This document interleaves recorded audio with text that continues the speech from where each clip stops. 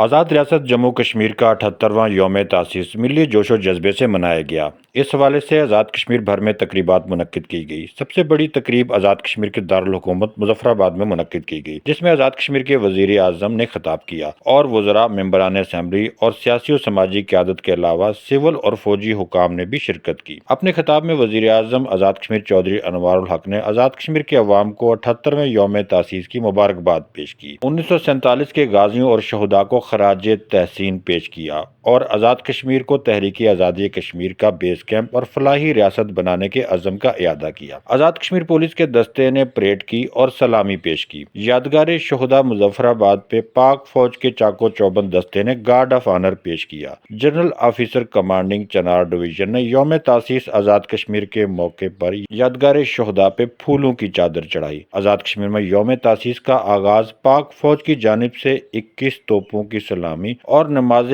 فجر کے بعد دعائیہ تقریب سے کیا گیا۔ آزاد کشمیر بھر میں یوم تاسیس کی تقریبات حکومت کے علاوہ مختلف جماعتوں اور مکاتب فکر کی جانب سے بھی منائی جا رہی ہیں۔ سنو ڈیجیٹل کے لیے سعید الرحمان صدیقی، مظفر آباد، آزاد کشمیر۔